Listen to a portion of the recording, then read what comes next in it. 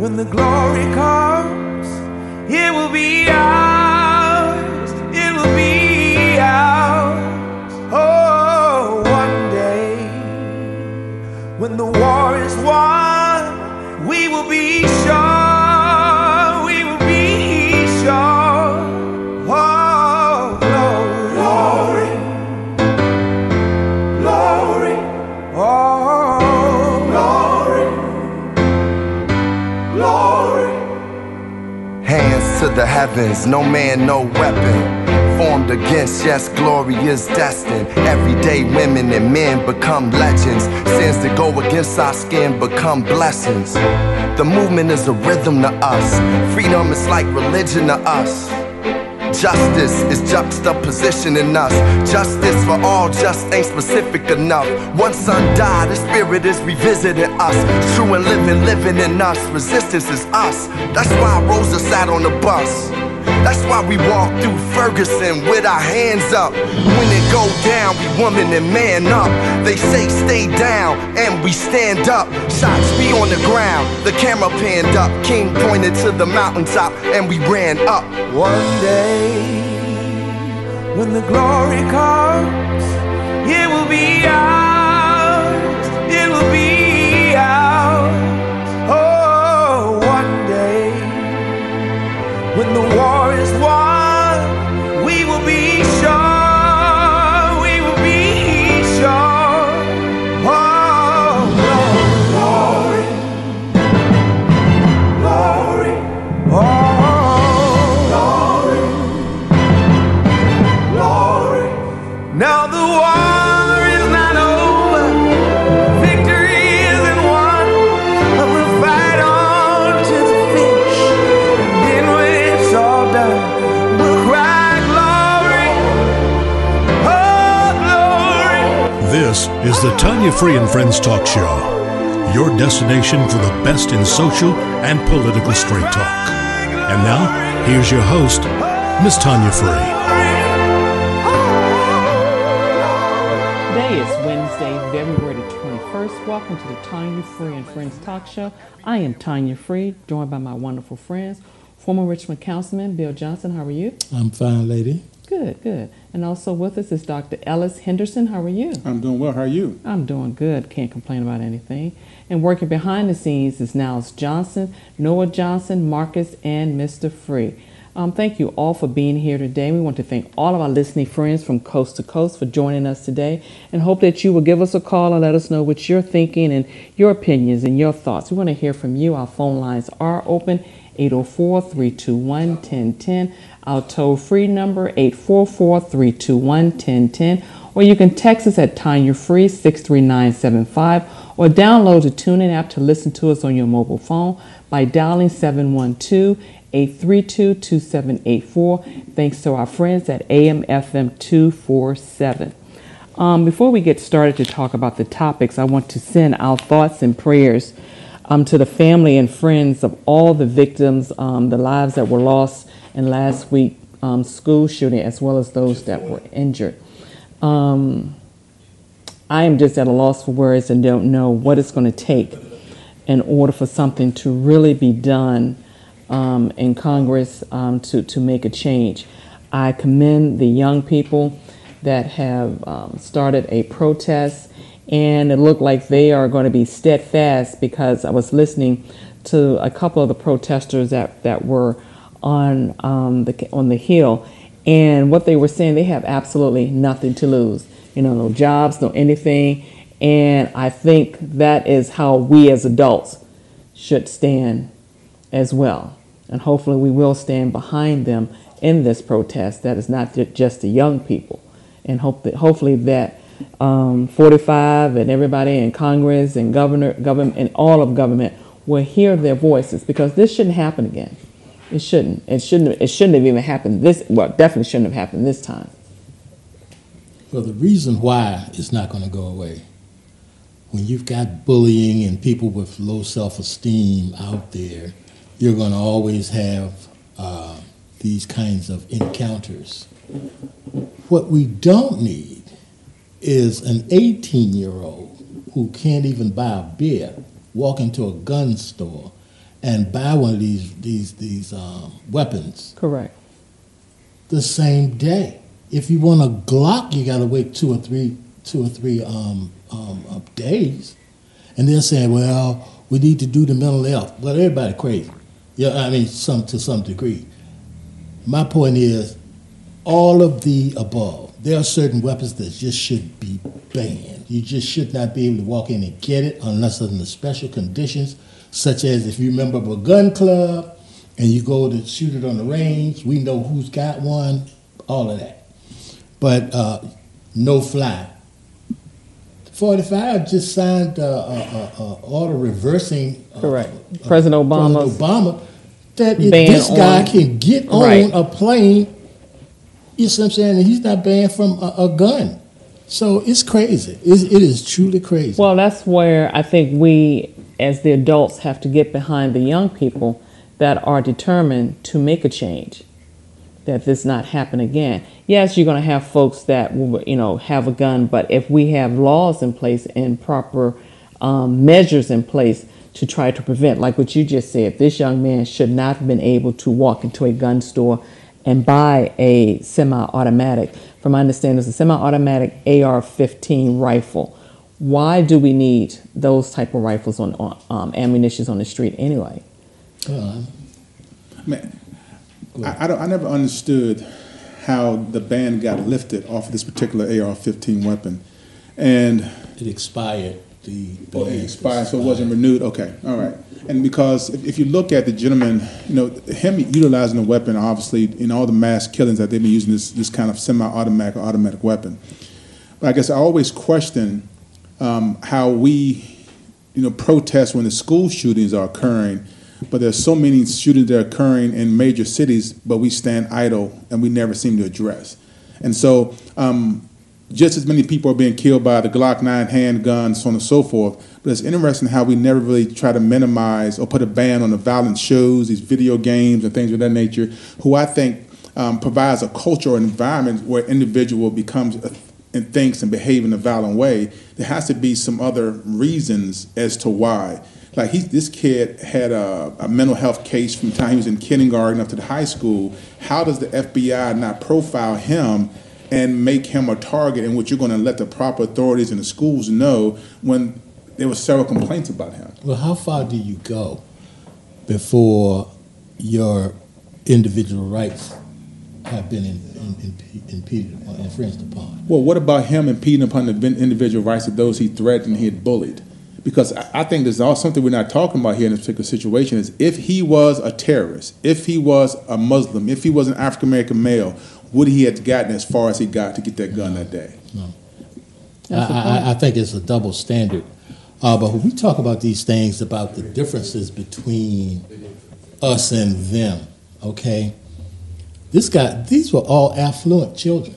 They were affluent children in an affluent neighborhood, in an affluent school. Okay, when you're in the middle of the city, there is a subculture at work.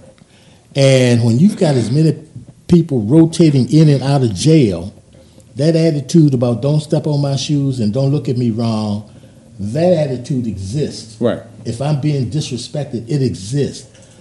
I got a couple of friends of mine told me, I got me a gun, Uncle Bill. What you going to do with it? You know what I'm saying? Because as soon as somebody know you got it, they going to catch you before you can get to it if you out here in that kind of life. And we are working on a whole different set of circumstances than other people. If I lived in Montana or North or South Dakota and I'm out there on the lower 40 and you don't know who breaking through the weeds, yes, sir, I want everybody and the dog to be able to shoot. Everyone. You understand what I'm saying? Because it's a different attitude. But you don't necessarily need that. Well, we do need. Well, even if that's the case, do you need a AR-15? Well, you got to keep in mind that the Second Amendment and the whole idea of protecting militia, they seem to think that the Second Amendment gives them the right to have an AR-15, even though it's not used for sport. And so, as I told a friend of mine, you got to keep in mind, it goes the First Amendment, freedom of speech, then it goes the Second Amendment, right to bear arms. So this is unlikely to change. However, I do think there needs to be a ban a state and a federal ban on these automatic rifles because they're not used for anything outside of the military. Because I've spoken to some soldiers who said, there's certain military guns we don't even need as a civilian at all, not even for sport, because you can use other weapons for that. Does my Second Amendment rights cover a grenade, a flamethrower, a It does Sherman not. tank? Or a knife. Okay, In China, that's a good point. Since it doesn't, why does it need to include one of these AR-15s? Right. I think there should be a ban, federal, but the states need to ban this. It needs to be a 50-state ban on these weapons. Well, the companies that produce this mess, just like the companies that produce these opioids, you can produce this mess, get people killing themselves and addicted to it. Well, I don't fault the manufacturer, because that's just like the manufacturers making the bombs and that sort of thing. If they're used for military purposes, you don't go after the corporations or the manufacturers that are making it. I think you go after our politicians and say, okay, these type of military weapons have no purpose in society because you're not at war, and so why would you need these type of weapons? That's the question. Their argument always goes back to their Second Amendment rights. Right, and that's what the point that Bill just made was perfect. You can't have a bomb, you can't have a grenade, that sort of thing. Why do you need a the AR-15? thinking is that the government is trying to confiscate their weapon to impose a dictator authority on the people. See, that's a whole bunch of rigmarole. And I agree with you. My thing is this: we've gotten away from common sense. Mm-hmm. Just what you just said. Mm-hmm. We are not able to have bombs, grenades, and that sort of thing. So let's use some common sense here. What's the purpose of an AR-15? Right. What are you going to use that for? And there should be a sport to hunting. You're supposed to have a certain skill set, be able to shoot a rifle, to handle it. There's a certain code of conduct when you were out there in the wood. There's no code of conduct once you start to shooting an AR-15. What you shooting at? But I think about this. Would an AR-15, could you get into an inner city school with that? Because somebody's going to know. They're going to tell the authorities.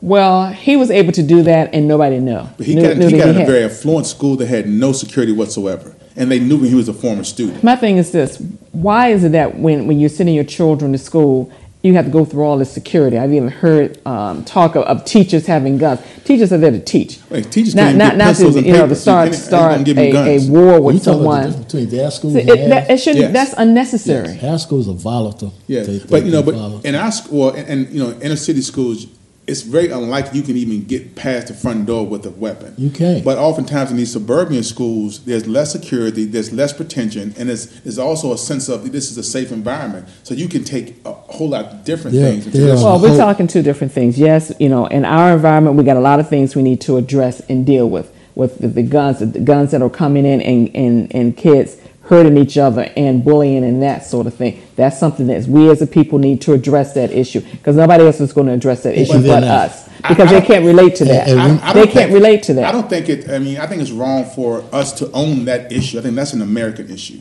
I don't think it's indicative of an African American community, a Latino community. This is an American issue, and for anyone. You mean what's happening in our schools, the inner city schools? Inner city. Far as you having heavy security. I'm talking about this gun issue is an American issue that's been going back for years. And I think when people try to bring up inner city schools, I'm talking about all African Americans. That's a different type of shooting. Yeah, they have no idea. Okay. Yeah, I'm not talking about that at all, because I don't think that's our issue. It's not a cultural or racial issue. Okay, I'm not following. What are you? What I'm arguing is that if you are going to police guns in schools, every school needs to have the same policy across the state. I agree with that. So if you're going to have a metal detector in an inner city school, there needs to be a metal detector in a suburban school, in a rural school. It needs to be, across the board, and it's not. Okay. You can't do anything across the board.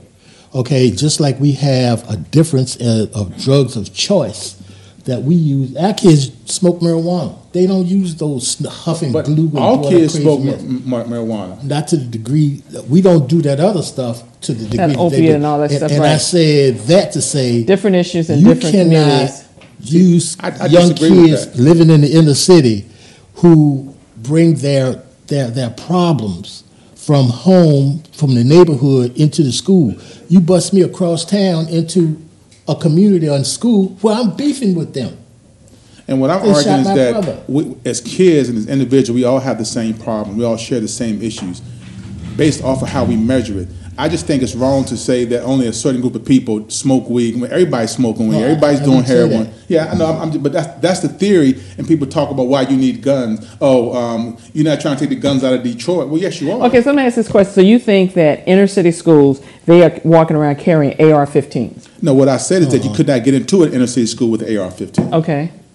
But there are weapons being carried in inner city schools. But they out there. And there are weapons being carried in an inner city school, you said we have the same issues, but in an inner city school, you're not hearing about carrying a gun and shooting up kids and that sort of thing. But we can't deny the fact that the kids have been shot on the way from school, kids have been shot after school, and kids are carrying guns to school in the inner city and in the rural communities. But how many of us go into a school and shoot up 10, 11, 12? I guess I look at it this way, Dr. Henderson. I look at what happened last week more of a terrorist issue. That to me, that's more of a terrorist issue. I don't disagree. That to me is a terrorist issue. What is happening in our school, that is not the case. See, that's a survival issue. That's more of a bullying and one-on-one shooting. I disagree. We're talking about, when you talk about Sandy Hook and you're talking about what happened last week, that's a terrorist issue. Okay, that's because this kid was part of some sort of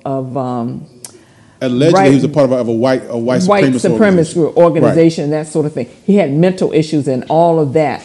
And the type of weapon he was using, as far as I'm concerned, that's terrorism. See, that's to me. What we're having in the inner city, that's not terrorism. He knew right from wrong. He knew right from wrong. He knew what he was doing. So you can't blame him on the mental health issues. He knew what he was doing. He deserves the full extent of the law. He needs to get the death chair, whatever it needs to happen to him. But what I'm arguing, our kids, African American kids, Latino kids, are being terrorized in the inner city by various gangs. I don't call that terrorism. That's bullying. Well, that's a form of terrorism to me. It is. Okay, but if you're talking about, these white males, particularly white males of various ages, are going and doing all these mass shootings, that's another issue. But that's not a mental health issue. Now, it'd be a whole different set of facts if you was coming into Highland Park and you doing that. Well, you'll get shot back, and people are going to shoot you, you're not going to come into the inner city because people are going to shoot you back. Yeah. That's just simple as that. Well, let's do this. Before we go to a break, take a listen to this, and I think Dale Henson said it perfectly.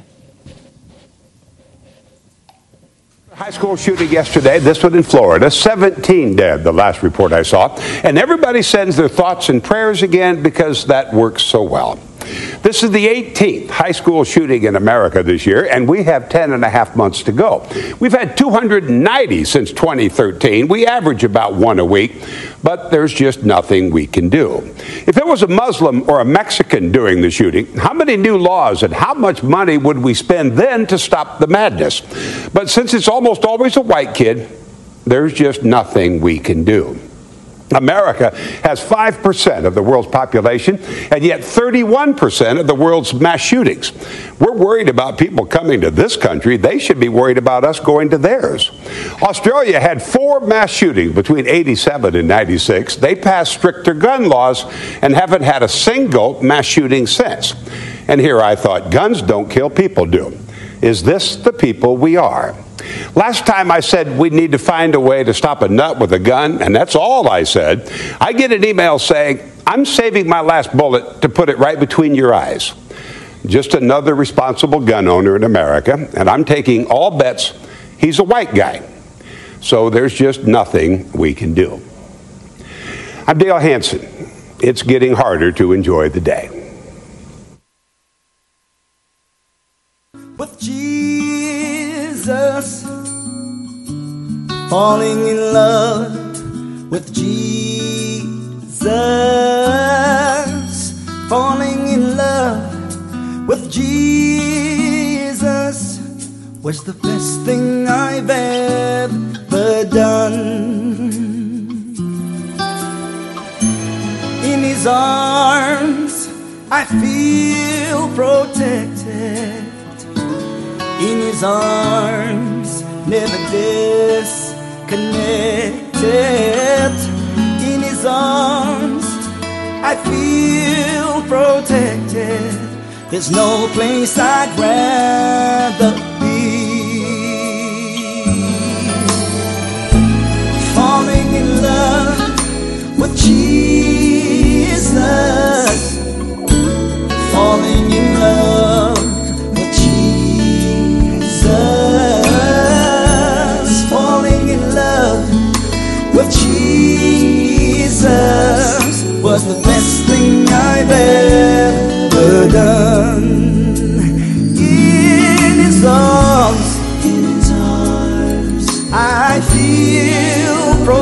protected in his arms, never disconnected. In his arms, I feel protected. There's no place I'd rather be.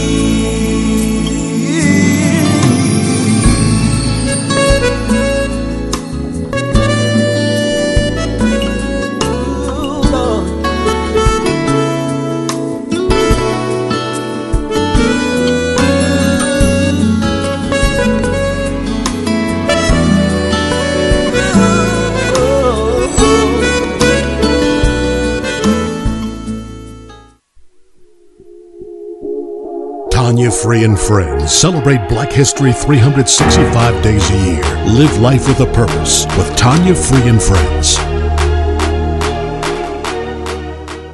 The Tanya Free and Friends Talk Show is sponsored in part by Metropolitan Day School, where eagles soar.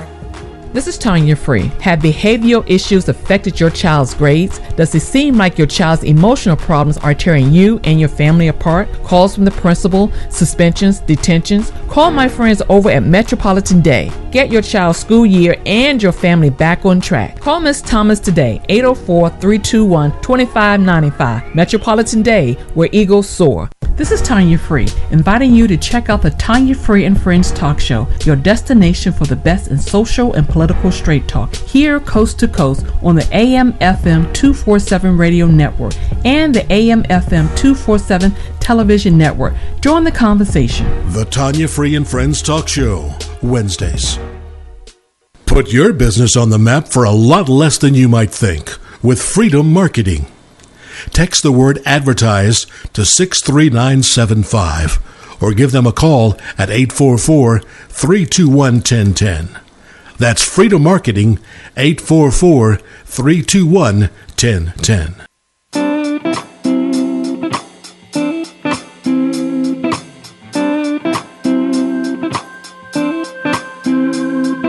I need a doctor, said the boy to the man, to mend my soul and ease my woes and give my life a plan. Well, hold on, son, said the man with the grin. Just be a man and have no plan and let your life begin. Play what you want to play, say what you want to say, be who you want to be, gotta try to find your own way. Play what you want to play, say what you want to say, be who you want to be. Everything is right when you do your thing. Everybody get some time to live, but it ain't long, so break out strong and find something to give. But close your eyes and listen to the sun, and do not know what you've been told, and just do what you want. Play what you want to play, say what you want to say, be who you want to be, gotta try to find your own way. Play what you want to play, say what you want to say, be who you want to be. Everything's right when you do your thing. Find your fire, follow your stars. Know that they're never too far. Join the conversation. Phone lines are open right now at area code 804-321-1010 in Central Virginia and 844-321-1010 coast to coast. What you want to say, be who you want to be, gotta try to find your I want to welcome my friend Brian Robertson. How are you, friend?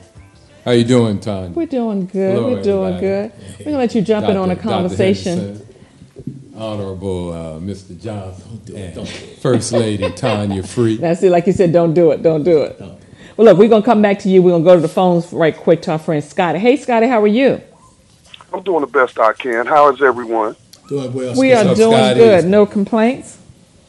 Yeah, this is a very interesting topic. It's a very important topic. I do believe that there should be federal laws so that there is a uniform waiting period. I know the Supreme Court just rejected, this case where somebody was disputing California's 10-day waiting period, which I think is the longest in the country. And 10 days isn't a whole lot of time. I can wait 10 days to get my rifle if I want to get a rifle. You know what I'm saying? So I do think there needs to be uniform rules and regulations concerning the purchases of these firearms. And to me, again, 10 days, that's plenty enough time. Scott, may I ask you a question? Yes. What's the minimum days do you suggest? 30 days? Say that again, please? How many days do you suggest you should have to wait before you can actually purchase a firearm?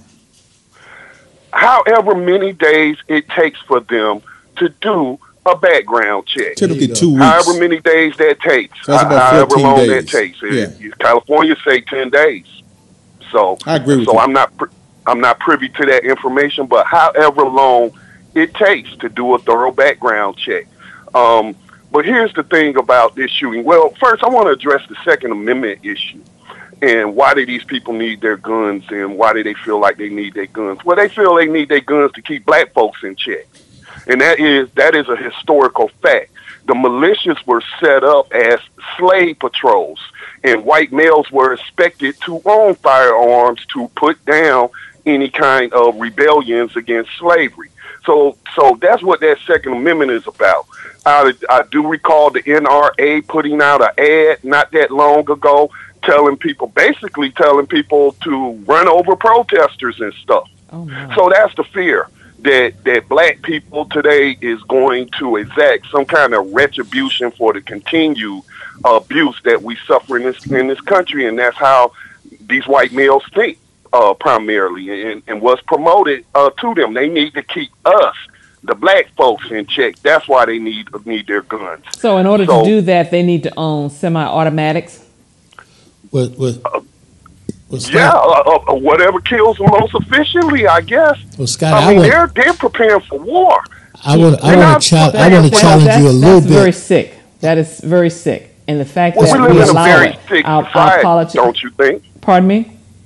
We live in a very sick society. One of your panelists made some great points, and there's some points that I have raised. We want to talk about the shootings in Chicago, and I don't blame that on black people the way the media does. Are black people shooting black people? Yes. It's also Mexicans involved. There's also white people involved, and some of that is the police involved. Yeah. But what sense does it make for terrestrial radio stations up there that are sponsored by corporations like McDonald's, Walmart, and all that to play that type of music with lyrical content, telling people to go kill people? That's right. But they've always done that. But Scott, let me challenge. Niggas, right? Yeah, but let me challenge you on one point. When the Second Amendment was created, okay, we were at war not for black people because we were slaves at the time that was done. But you still were. We all were not slaves, but I'm not talking about all. I'm talking about conceptually. You were at war with an Indian nation, the French, the Germans, who had territories all across this nation. So it was a call. Be prepared for a call to arms. There weren't enough of us up here to really be no threat to them. And I think. Well, yes, there were. When you have rebellions going on where they was cutting the heads off of white folks, Nat Turner, Gabriel Prosser, these were violent rebellions. That's only 2 slave rebellions in 400 years. But listen, wait a minute. Do you think there was only 2 rebellions? I challenge you to do your research on the history of rebellions in this country. Well, I mean, and Scott, we appreciate you calling in here, but I think it gets to a point where we need to not take ourselves too overly serious, because the problem is bigger than us. Yes. It's bigger than us. Okay, these folk are making billions of dollars selling these guns. Not just but I gave you a mindset. I was speaking to the mindset. The question was, why do these people always cite the Second Amendment and feel like they need their guns? For us. That's why. I think it goes beyond. I don't want to belabor it's way beyond that. It's bigger than that. I think it's bigger than that too.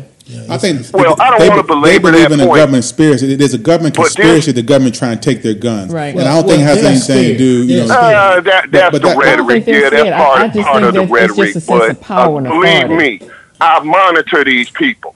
Okay. All right. If you talk about the You guy got a that lot of time in your was hand. the guy down there, Nicholas Cruz. All right. Now, this guy, many red flags. He had been reported to school administrators for domestic violence against his ex-girlfriend, for threatening to kill her family members, threatening to kill her friends' family members. You know, these students are telling it. And then you had not one, but two FBI reports about this guy, and nothing was done. Nothing was done. Let me ask you this. I didn't. The family that he was staying with were being interviewed yesterday, and I did not hear their story. Oh, how did he get past them? They allowed it. They saw him bring the weapon into the house. Okay. And they felt like this guy it was had fine. weapons. He didn't just buy that AR-15. He already had it. Yeah, He had several weapons. Yeah. He But you posted gotta keep in mind, pictures that's a part of their of culture. his weapons. They his don't view weapon the cache guns as an online. alarm. It's like, okay, he's got a gun. It's like we have a super soaker. Even after that, the parents, those people that he stayed with, support people owning AR-15s and other semi-automatic weapons.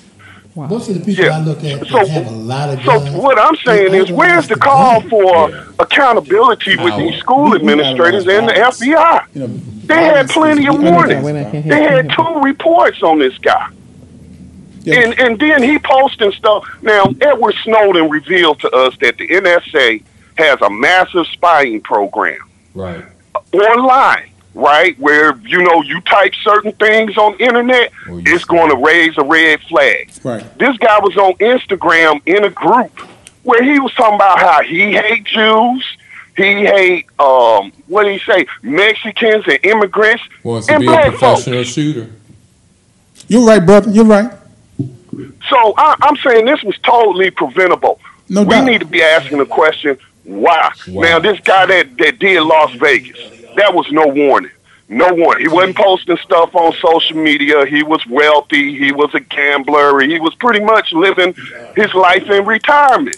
And so there was no warning. But there was plenty of warning for this kid. Can I make a suggestion and I'm wondering if his white skin protected him. Oh, we yeah, don't want absolutely. Absolutely. No Because if he had been Muslim, Absolutely. look, any brown color, look like us. Oh, When and these they would have immigrants- called it a terrorist act. Right, terrorist act. And the question that also, too, would he have made it to wherever their holding cell or whatever the case may be? Absolutely. How do you walk away from Because that? He went to McDonald's. He went to McDonald's. He shot him and went to McDonald's. Because the thing went to Walmart. is this, we don't even have to have a weapon. It's just the fact that we consider a If we had been threat. running down the street, Right, Hey, it's considered a threat because of the color of our last skin. month, I believe it was last month, right here where I live, a black boy got suspended from school, just like this boy did. He got mad, and he posted on Facebook that he wanted to shoot up the school. yeah, they shut They down. was on him within 48 hours. They was on him and then made an arrest and put him in jail under $1 million bond. They went to his house. They ain't find no weapons. He had never been in trouble before. He did something stupid. But look at how, and he was black. Look at how quick. Now, I know that's Florida and this North Carolina, but look at how quick they was on him. Right. We're stating Yeah, the obvious, absolutely though. We all know that. It's a double standard. That's obvious. And it's been that way historically. It's a double standard. And I don't think it's going to change. Yeah, I'm just saying, I close out with saying that I do believe that we do need a stronger gun purchasing regulation. And we're all in agreement. 10 days does not seem like a long time for me, to get a rifle. And they need to move on this. Now, I did hear that Donald Trump, the AR-15 is not an automatic weapon. It just looks like, it's made to look like the M16 But with isn't the it U.S. Army uses. semi-automatic? It's a semi-automatic. It's semi. That means you have to squeeze the trigger, just like on a handgun. You only get one shot with one trigger pull. All right.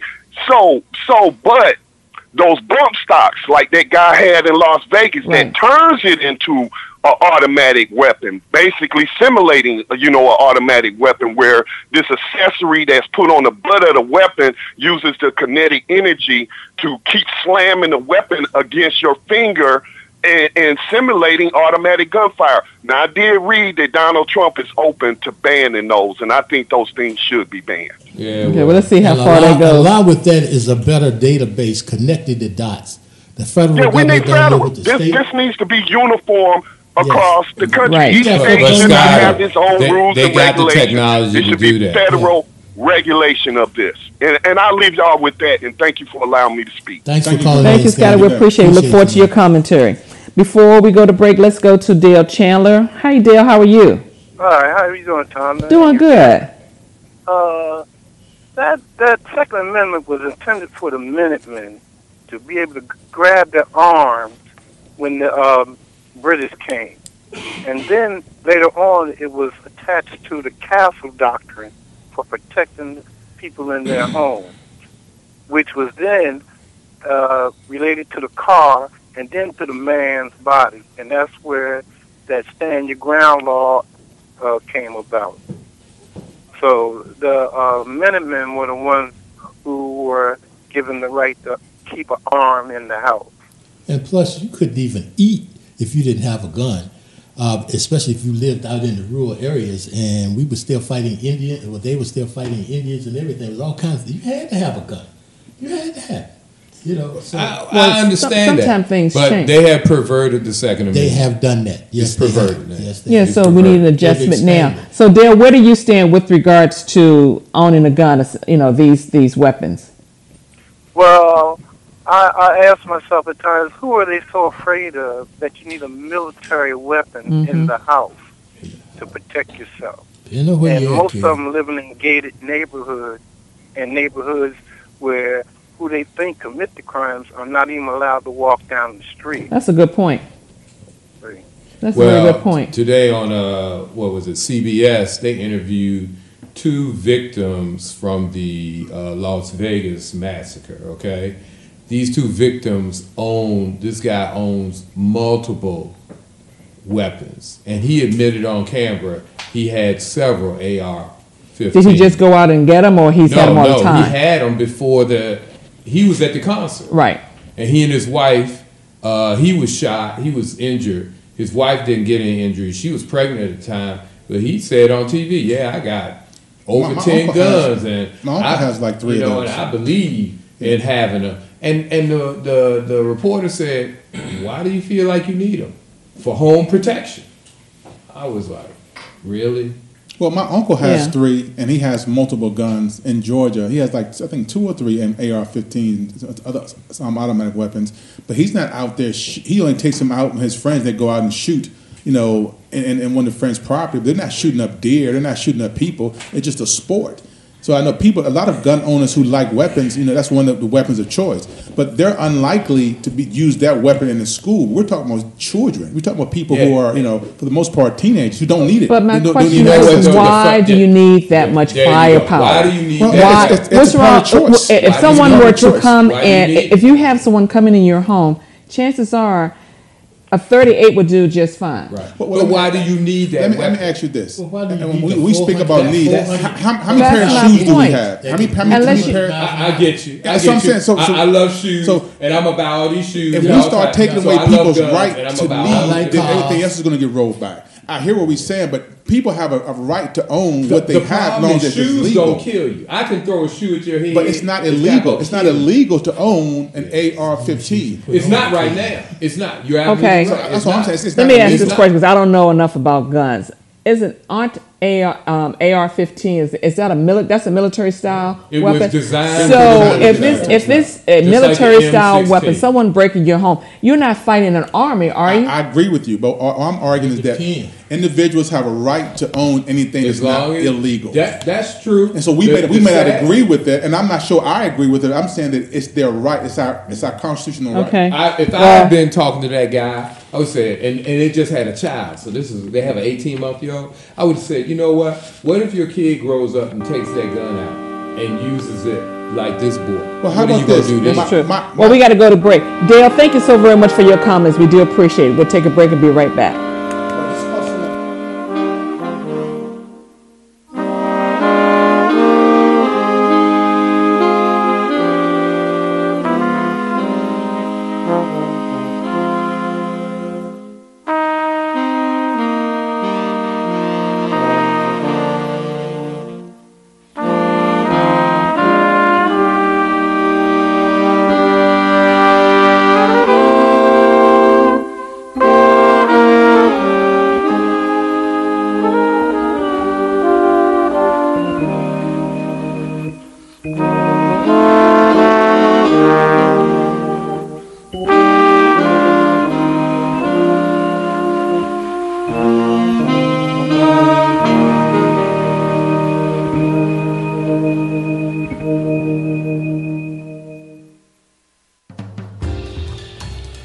Tune into Just Jazz on Saturday nights from 9 until 11 p.m.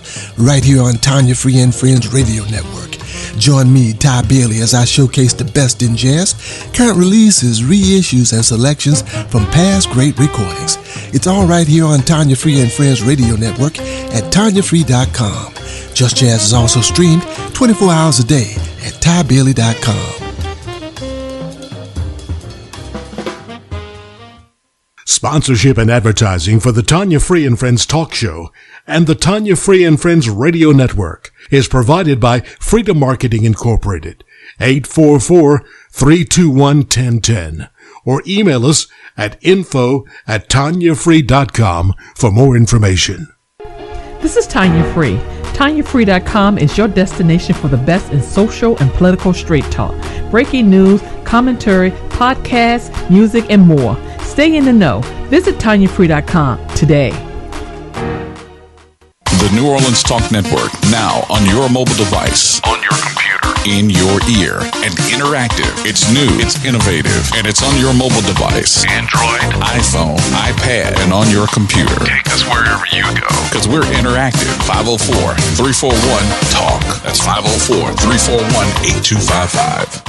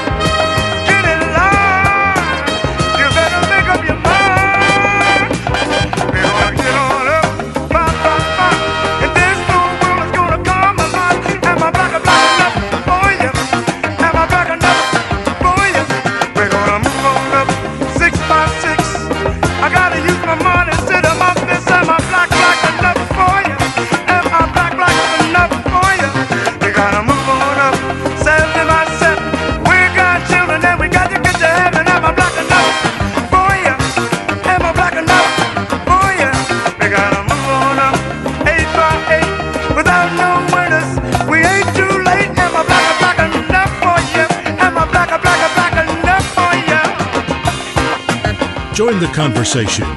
Phone lines are open right now at area code 804-321-1010 in Central Virginia and 844-321-1010 coast to coast. We're going to shift gears now, and I want to welcome. Yes, we did.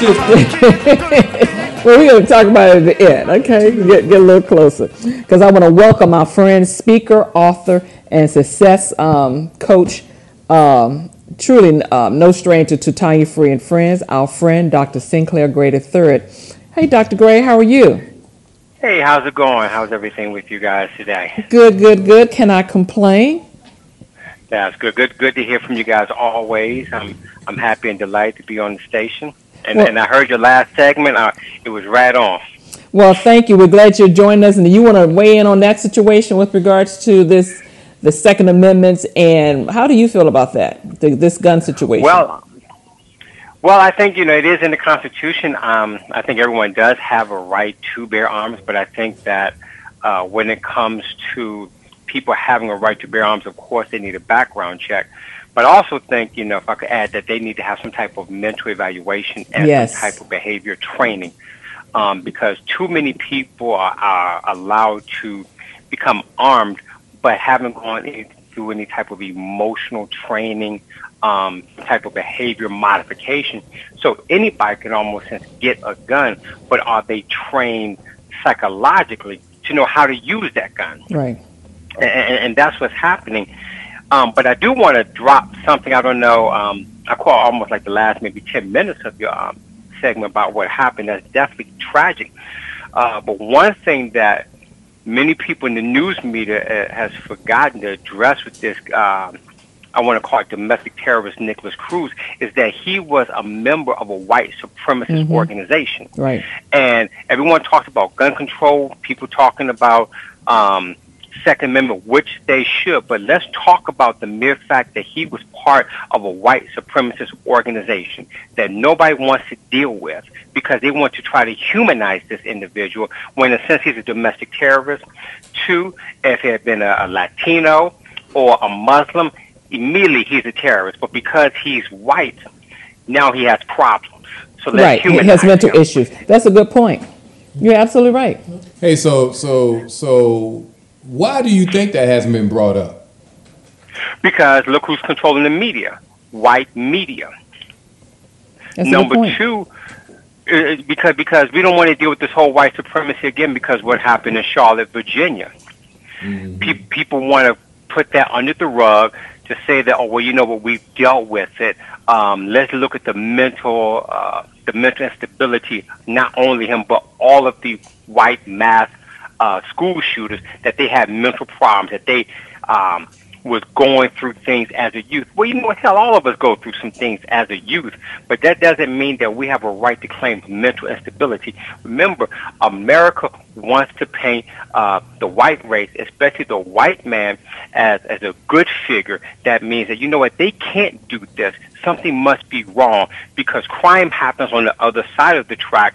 Other side meaning people of color, people that don't live in this what we call, Maya Angelou says, these United States of America. So the media doesn't want to deal with that. Who wants to deal with the white supremacy again? Not the media. And sadly, many people within the black media fall into the trap of taking their cues from the white media. And that's so true. You know, something else, I think, one I don't know who said it, but they are not talking about the fact that 45 rolled back, like you said, the amendment or the measure that President Obama put in place that would have prohibited anyone with any mental issues from getting a gun. Hell yeah. The media is not talking that up. Not enough. Right. Had that been on a lot of shows about how they're talking about how he's rolled that back. Yeah. And I know it's on social media. It's all over social media. But I do right, but like Dr. Gray just said, the media is not talking about that. Hey, that's just like when we talked about Hillary Clinton and the email situation. That rings in your head, in your mind. But with regards to rolling back the measure as far as anyone with mental issues having a gun, that 45 rolled that back, the Democrats should be yelling and screaming about that constantly. That should be ringing in our heads. A school shooting happens every time there's some major political bill trying to get passed. It's almost like these shootings come up as a distraction to keep us focused on the shooting. Now we got to look at what the sessions rolled back. What's all that's been taking place behind the scenes? Because this is just a smoke screen. Because DACA and all that has just like been buried. Yes, because we don't talk about Vegas. Then here we are talking about school shooting again. We're in an uproar about it. But in the next few weeks, we're going to die down. It's going to go to the side. Yeah. But what's been done? I don't think so. Not with the fact that you got young people involved now. And one of the voices I heard talking about it. Just wait. They have, like you said, they have nothing to lose. Those people in Congress, they're like sitting back saying, "Oh, it'll die down. Give it 60 days." That's the American. Well, shame on us. Shame on us. Shame on us.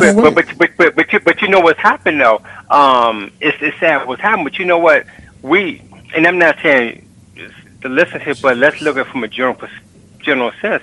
Us as black people, we're not in the uproar because when we have little black boys and black girls getting shot day by day, whether it's black on black crime or accidental fire, we don't come up and we do not argue like this. But as soon as things happen to a white community, all of a sudden we want to jump in. But the question is, and I think we do need to jump in because we do need to deal with gun control. My question is, what about all the white communities and the white families and everybody else? Are they jumping on board when our black brothers and our black sisters are getting shot on a daily basis? They don't care. No. And that was my argument earlier. We never bring up the issue what's taking place in the inner cities, how we're killing one another. More importantly, how these guns got into our neighborhood. But the thing is, they've had marches, stop the violence, stop black on black crime, Black Lives Matter, Matter. people marching. It happens all the time, but that's where it ends. But keep in mind, they do a march. Crime in our neighborhood is oftentimes a result of poverty. Hold our own politicians. But what I'm saying is, oftentimes crime in our neighborhood is a result of poverty. And so Absolutely. it's hard for me to go out there and to be on TV and to protest when I got to work in the morning. I got to pay these bills. What Dr. Grady said, we've come complacent. Yeah, no doubt. We've come complacent, and also to the media. And our leaders have failed us. How the media have failed us. But how the media tell the story also plays a part in this as well. The politicians, they've all failed us. They've all taken over. Go ahead, Dr. Gray. Money talks. I mean, look at Ford. When 45 first came in office, he talked about all the violence that happened in Chicago. Right.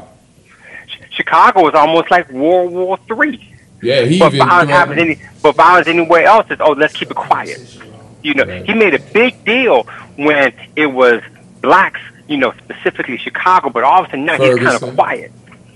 But in all honesty, Chicago and the violence in Chicago, and with a Democratic mayor, a Democratic council, so in a lot of these inner cities, the Democratic party has to take responsibility for it. But a lot of the killings that's going on in Chicago is gang activity. It is, and that's why I said they were terrorist organizations. I said the gang is also a terrorist organization. It's terrorizing. Well, I tell you what, that's a whole. That's a whole. The police. Oh, come on. Maybe not today, but back in the 60s and 70s, the police acted as a terrorist organization. They just had a badge. Los Angeles, Compton, Chicago, Richmond, New York, D.C. These police officers historically have been used as terrorist organizations in our community. Keep us in check and to kill us at whim. The people that are in Congress and in the Senate right now are old, rich, white people, and they have a certain way of thinking. I'm not going to call them racist, but they are being protected because they feel like Donald Trump. They just got the spotlight on him. But the beauty of Donald Trump being in office is now that whole mentality is now out for everyone to see. Right. Yeah, it's front and center. This is true. They represent people jurisdictions and counties and cities in the rural South and some of these places. But you know what? As Oprah Winfrey said, their time is up. Else, huh? Their time is up. Well, look, change is coming. Well, let's shift gears, and I want to Dr. Gray to talk about his latest work. Being successful is not a white thing; it's a personal choice. That title caught my attention, Dr. Gray. ASAP, no question about that. I'm going to ask you one of the things that you wrote in the article. It says, as an African American male, I grew up at a time when friends would equate education, smarts, and good articulation with being white. Do you think that's still the mindset today that haunts us? I think in many cases it is, because and I don't want to say everybody. So for your listeners, when I make a statement, I'm not saying everybody, but for some reason, many people of color, we settle for settling. We have this average mentality. Come on. And a lot of times when we see successful people, we think successful people are either entertainers or people in some type entertainment field. But just talking proper, wanting to learn, that's not something that the generation I grew up in really strive towards. Just because you thought it was white. We grew up in a time in the 70s, in the 80s, and even in the 90s, whereby we were told you have to be twice as good as the white person in order to be accepted. Excuse me, Dr. Gray, how old are you? I'm 48. Okay, because I'm 50. And we're about in the same age group. And, about the same age. Okay, because I recall that mindset, and I come from a single-parent home. I'm the first one in my family to go to college, and I'm from Lexington, Virginia. Wonderful. And I know that occurred back in the 80s, but right now, I see, because of social media, I walk into schools around people, and they think they're going to be successful. They don't have the means to get there, but they're dreaming of success. Okay, yeah, wait a minute. I know we're about to jump off, but hold on a second. We got to go to Black Talk Commentary with our friend Scotty Reed. Dr. Gray, can you hold on? Sure, go right ahead. Okay, thank you. Let's take a listen.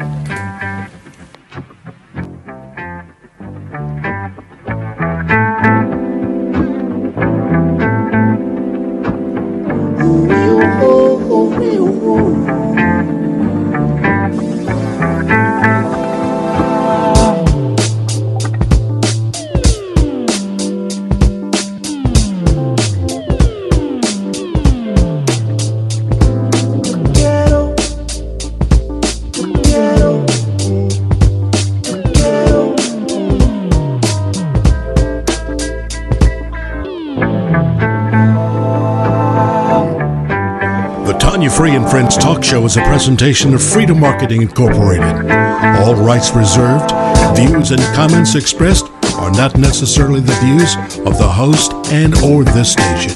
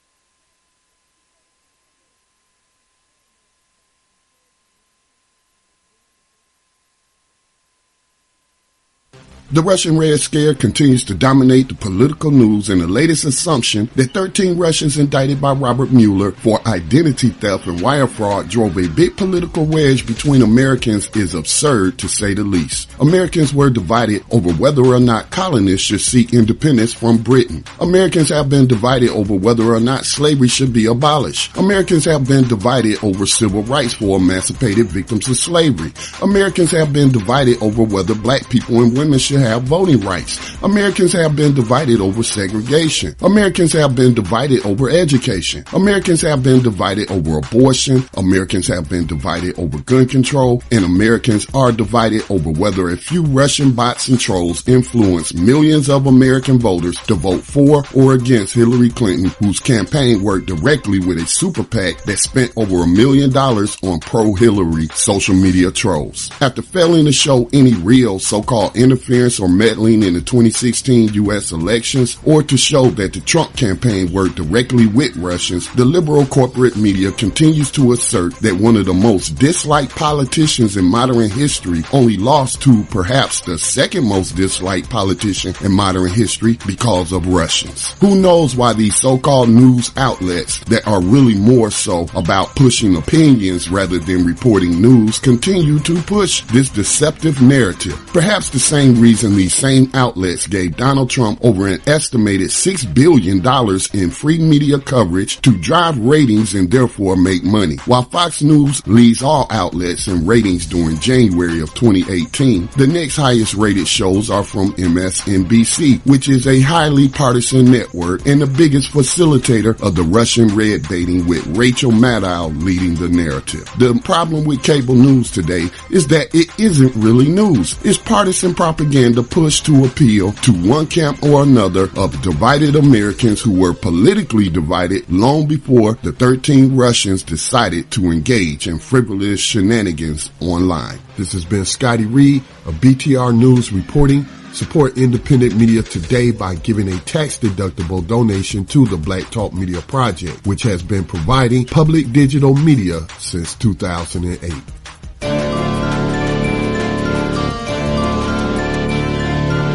Are you searching for the best in online black radio? Then go to blacktalkradionetwork.com, helping you filter through the noise. Real talk, black talk.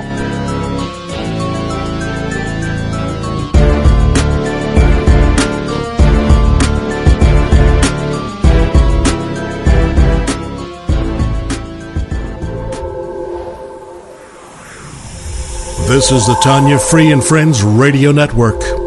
Coast to coast, on air, online, and on point.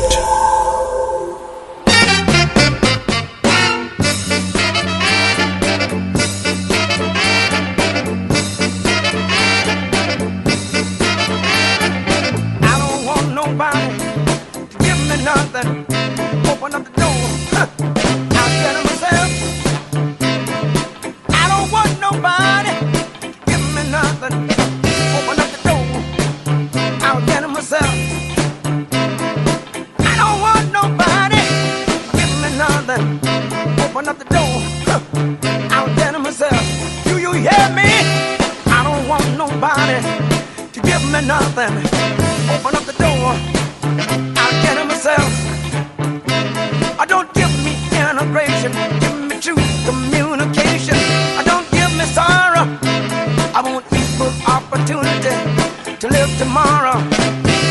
Give me schools and give me better books so I can read about myself and gain my true looks. I don't want nobody to give me nothing. Open up the door, I'll get it myself. Do you hear me now? I don't want nobody to give me nothing. Open up the door, I'll get it myself. Some of us try as hard as we can. We don't want no sympathy, we just wanna be a man. I don't want nobody to give me nothing. Open up the door. Join the conversation. Phone lines are open right now at area code 804-321-1010 in Central Virginia and 844-321-1010 coast to coast. Dr. Gray, we were back, and I tell you, during the break, we had just been losing our mind over this issue. Can I apologize, Dr. Gray? First of all, Dr. Gray, I initially said I disagree, but my co-panelists have assured me that I stand corrected, that this mentality does exist. So I'm shutting down and shutting up. I'm just shocked. Don't shut down. I don't want you to be quiet. I mean, I think healthy dialogue. One of the things that we always have to do as people of color, we can learn to agree to disagree and not take it personal. And the reason I say it because I can learn from you, you can learn from me, we can learn from each other. So hey, I was raised by my grandmother. I was raised by my grandmother and my mom, in essence, to think that I could do anything. Right. And if I did not do anything, then as my mom told me at 16, I'm not gonna have a grown man laying on my couch. I'm like, Mom, I'm just laying here watching TV. But I need you to know, you gotta get up out of here at 18. I'm like, where am I supposed to go? She said, you're gonna figure it out. She told me this at 16. I'm telling mine that now. Yes. So I mean, the fact that we allow our children. And the question is this: are we telling our children that? Are they hearing that now, or are parents allowing the kids just to lay around and the parents end up taking care of their child, or not? Let me put it this way: not preparing their child for life. That's the problem. That's the problem I have. It depends on what. Well, that's a good question, and and I have not done research in this, but what's amazing to me, especially for my African American kids, those who are fortunate to receive athletic scholarships. I'm talking about Division I to all the major top schools. One of the things, you're hearing so many of these kids talking about they're going to this school for this reason, this school for that. But for some reason, I'm not going to say I don't ever, but rarely do I hear people talk about the academic program of these athletes, because they have to realize that they're going to school in order to profit a university. And now, they're going there to draw more people to the stands. They're going there to help win championships. But these kids get all scholarships, and they keep saying, well, I think this is going to help me to make it to the NFL. Let's talk about education for a second. That's the reason why what about the scouts? And you know that Daquan can dunk a basketball and run down the field, but he can't read. He can't exactly. read. Excuse me for laughing. You said Daquan. and he depends Donald Trump. I'm sorry, Daquans of the world. He can't read either. But my point is, they are not recruiting them for that. But I got a beautiful story. But I have a problem with the parent allowing their child to be used, and then when they finish, when they're used, then they cannot read and cannot. As a meal ticket. But it goes back to education. For some parents, like you said, Tony, some parents are not valuing education because they're seeing their child as a ticket to get out of the situation that they're in right now, so that, number one, they can make a living for themselves, but also, two, that they can provide financially. Mama needs a new house, or daddy needs a new car, whatever it is. Nothing wrong with your child making money, but teach your child how to read. Teach your child to have a plan outside of football, basketball, or baseball. Dr. Gray, you talk about that in your latest work. Tell us some of the things that once the child has gotten to a point where they can buy mama a house and that sort of thing, what should they do after that? Well, I think they need to invest. They need to know how to invest, and they need to surround themselves with the right people. Understand, you can't take care of everybody. Right. You cannot take care of everybody, and because on the business end, you have to make yourself marketable. I think what a lot of these athletes don't understand, the true money is not so much in the salary that you're getting. The true money is in endorsements. I don't know. I'm not really. I was a fan of his basketball talent, Michael Jordan, but Michael Jordan understood endorsements. At one time, I don't know if your callers remember, Michael Jordan was making more money in an endorsement. Because of his financial advisor, David Falk? Yeah, Falk. David Falk was his agent who set him up. Well, I think LeBron James is a prime example of that. He's wonderful. LeBron James is a prime example. He is brilliant. What people don't realize, look at Kobe Bryant. Kobe Bryant is a prime example. People don't realize when he came into the league, he was speaking fluent Italian. He also owns part of a team. Dr. Gray, go ahead. I'm sorry. Right, he also owns part of. I think he also owns part of an Italian basketball team. Now he's into venture capitalism. Right. People need to understand. We have to get past this material ideology, because when it's material ideology, certain things just don't appreciate. It depreciates. So, and what happens, your career is not going to last long. Football career, average lifespan, 3.5 years. We don't know how long it is in basketball, but these guys, they get the salary and then they want to floss. They all of a sudden think that they've made it to the top. But no, they need to go back to school, get as much education as possible, invest on businesses. Because you're right. When your basketball Learn career how to is invest over, their what are money you and gonna make do it then? work for them. That's true. Sorry? You're right. Get an education and learn how to make their money work for them. That's one of the things I think. But collectively, as black folk, we get $1.2 trillion coming to our community every year. Where that money at? Where that money going? Who spends that money? How do we do that? We don't have that kind of education. You understand what I'm saying? Why? That's what we need to be doing. That's what Dr. Gray just said. That's what he just said. Educating ourselves. And we need how do we create these systems?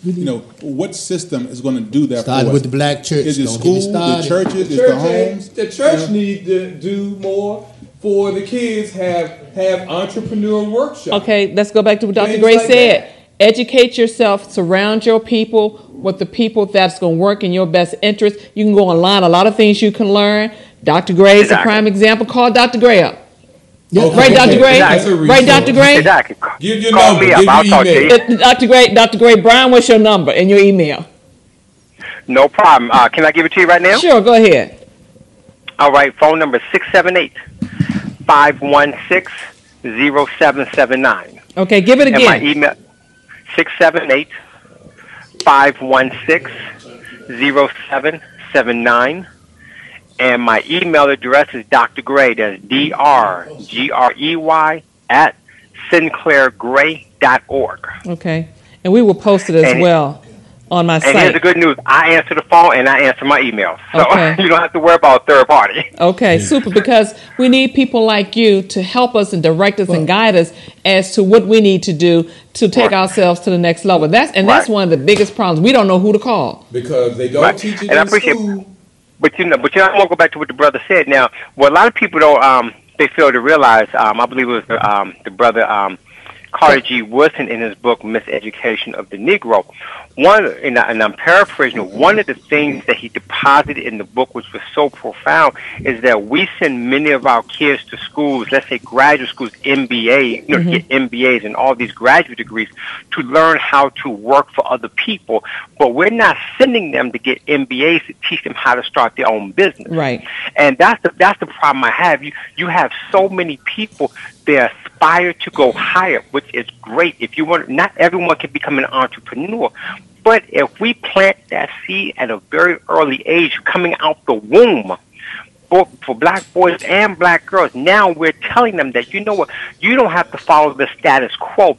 We know how it is. The brother's 50 years old on your station. We remember the status quo. If it wasn't for us, but for many of our colleagues, go to school, go to college, get yourself a good government job, work there, retire at the age of 65, have a house, 2.1 or 2.2 kids and a dog, and you're satisfied.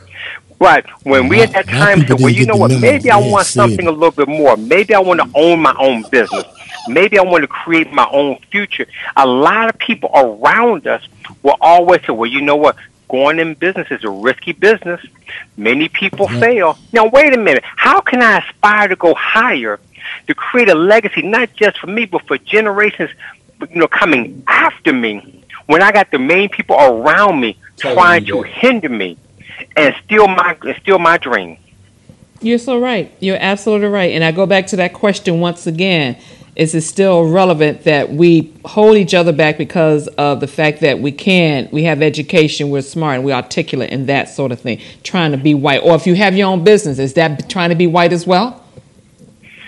I don't think anybody who starts their own business trying to be white. I think that they have to understand I'm talking about the folks that are trying to hold you back, thinking that, okay, you can't do that. It's all right for white folks to do it, but when we try to do it, why do we hold each other back? How do we say?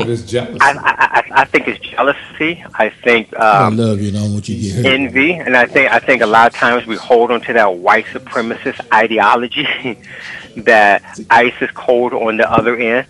Yeah, somebody just said that. Somebody just texted that John says white ice is colder than black ice. Unless it's black ice in the nighttime. We got, black ice in the night is much colder than white ice.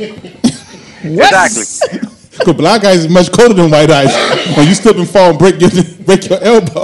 Isn't that funny? In real life, be careful of that black Oh ice. my gosh, here we go. You think it's ice cold, huh? Jim says we don't trust each other.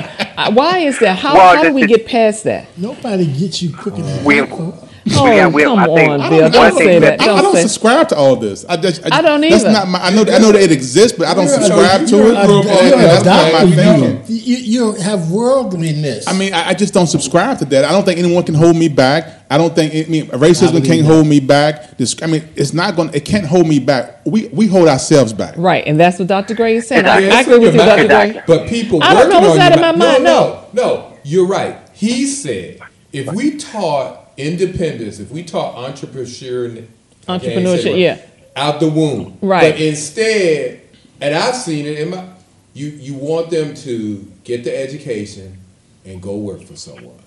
Okay, I think that's the old way of thinking. And it is. Anything wrong with that? It's still around because I need employees. I need employees. I need some good employees who have a work ethic. I have one son who loves working for someone. He's a lawyer. He's making good money. I got another son that got 3 lines of income. He's still in college. He knows he wants to be an entrepreneur. They came out of the same household. Right. And I'm kind of trying to tell my youngest son, but what's you still wrong want to with go to working get that for law somebody degree. else? But he's, what's wrong with working for somebody else? But it's nothing. Do you work for somebody else? I do not. Do you? Okay, but it's a reason because I tried to get a good government job and wouldn't hire me. I tried to work for the universities that got fired. So I tried to work for somebody else to give me a good government job, but I couldn't get hired. They fired me. Dr. Gray, who you work for? Work for myself. Amen. I work for myself by choice. But if I could get hired by the good government, I would take that job, and that's service in a heartbeat. But my thing is this: even if you get a job in the government working, the thing is, what are you going to do with the money? Are you going to be able to? Are you going to invest it? That's the other thing. That's the other thing I think we fall short of is investing our money and knowing how to make it work for us. We can't find people who are trustworthy. And the reason, well, Dr. Gray just gave you his number. You need to call Dr. Gray. My thing is this. Notice the commercials. If you look at morning TV, some of the morning shows are the type of commercials that they show, opposed to the ones that they may show in the evening with various, real life TV and that sort of thing. They are not promoting you or showing you things that will help you to lift you up and move forward. You get all these quick loans and that sort of thing. You don't see that kind of stuff if you watching morning show. You don't see that kind of stuff. They show you stuff as far as how to invest your money, how to do business, that sort of thing. I will tell you about the media. You look at BET, TV One, you see a whole different set of commercials than when you look at CNN News. Oh yeah, absolutely. And it's sad because they're paying the money. They're supporting those networks to send out those credit and all that stuff. But it's also a mindset. It's also well. The thing is too. It's reinforcing a particular mindset. That's the thing that bothers me. At what point are we going to start to criticize those individuals who are so-called leaders in our community who have used us to build their own coffers? Because a lot of these businesses don't get into our neighborhood unless a politician, a city council person, doesn't sign off on it. So at what point gets a kickback and get a kickback. So at what point are we not going to hold them accountable for allowing ignorance and miseducation to occur in the African American community? Well, that's why I think we have to start learning the local politicians. Yes, so these car loan places that you can get the title loans, they're in our neighborhoods. These ABC stores in our neighborhoods. That's what I was just talking about. So we have to stick out on that as well. I mean, unfortunately, the Tanya Free and Friends show, that's one of the few outlets we have. We don't even have enough black media out there to even put a spotlight on all these issues we talking about. They're trying to make a joke. Who knows how to do that? Who knows how to put this together, or put a TV network together? I'm just a little bit skeptical that we haven't reached our saturation point now. We have so easy to get my share of the meat. Right. I don't have much time to share with you. You know what I'm saying? I got to get my share of the meat, and I got to take it home to my saving children. So you understand? I don't have time for that. Well. And one of the richest organizations we have within our midst is Black Church. They put more money in white banks on Monday morning than any doggone body in the business. Yep. And they don't even talk to each other. I'm Dr. Reverend. And see, that's what we have to... Well, we got to do that's okay, wait a minute. Hold on, everybody can't talk at the same time. Dr. Gray, go ahead. Well, that's right up my alley with the Black Church because as when I used to pastor a Black church, and I still pastor one, Dr. Gray. So hold on, but I love you. And I think what's happened is that you look at a lot of these churches nowadays. Not all of them, but some of these Black churches, they become very white because they don't want to deal with social justice. They don't want to deal with the plight of their community. They don't want to deal with more moral issues because they're worried about their congregation. They're worried about the tithes and offerings. Many of these churches, they're looking to get larger campuses, if you want to call it that way. You're right. Mega churches. The question is, the mega churches. The thing about it, are they teaching African history? Are they teaching you what it means to be black, what it means to be Christian, what it means to be an individual? And the thing about it is we've gone for so long dealing with white supremacy. And I give you an example. I was at a business meeting Dr. Gray, we got to go to our jazz break. Can you hold on? I sure can. Okay. Today's jazz break is Geneva by George Stooks, sponsored by the Metropolitan Day School.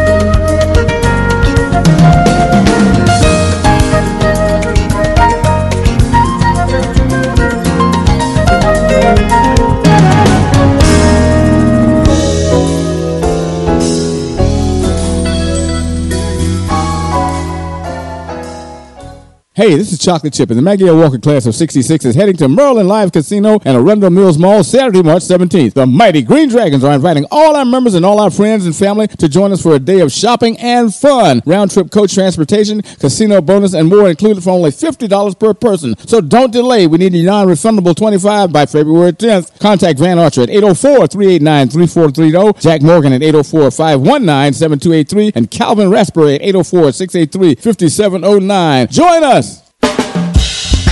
There's so many ways to listen at Peachtree Radio FM. Go to rsgame.org, download the RS Game web client while playing your game. Press Control B and arrow down to Peachtree Radio FM. Also, dial the telephone number 641-552-5194. Download the Peachtree Radio FM app from the App Store and Google Play Store. Listen at Peachtree Radio FM on TuneIn Radio, iBlink Radio, and the new website, PeachtreeRadioFM.net. There's so many ways to listen at Peachtree Radio FM. Well, some listen to remember and some listen to forget.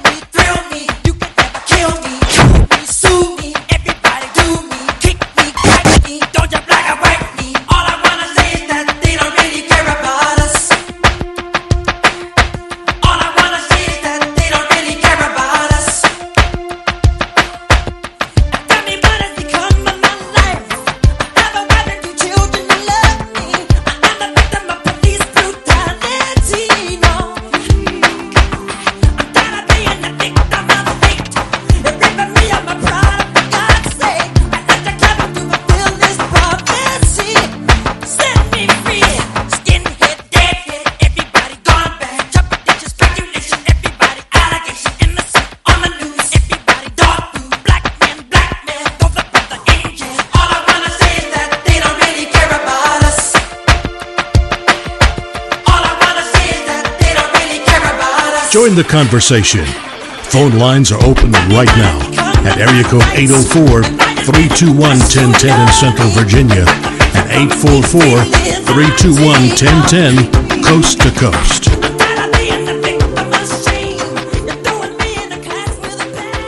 All right, before we continue, I want to give a shout out to Pastor Foote and Minister Tiger for a wonderful celebration this past weekend. They celebrated the Choice 105.3 FM WQCN anniversary, and that is first year anniversary, and that is truly a blessing. Doing positive things. Oh, absolutely. So definitely stay tuned in to the Choice 105.3 FM. I tell you, the service was such a blessing, and the congregation at Faith and Love Fellowship Church is truly a wonderful ministry. So, check out, the church services as, like I said, continue to stay on the Choice. Their ministry into a local owned and operated radio station. Yeah, it is a blessing. So definitely, like I said, stay tuned into the Choice 105.3 FM and check out the services over there at Love and Faith Fellowship Church. Pastor Foote is a wonderful pastor. He really, really is. So truly enjoyed it. So I want to give a shout out to them. Dr. Gray, we were still having a conversation, and we agreed that we have a lot of work to do with trying to turn things around in our community and our people overall. Exactly. Kind of finish up what I was talking about. When the church doesn't promote confidence or self-assurance, then it's a problem, especially for black for those who are black and attend church. Example: I was at a meeting last week that was held at a church, and it was a dynamic speaker, talking about different things that we need to do to have the right mindset. And after she finished, I definitely complimented her. And one of the comments I made, I said, one of the things that the church has failed to do is to promote, teach people about self-confidence.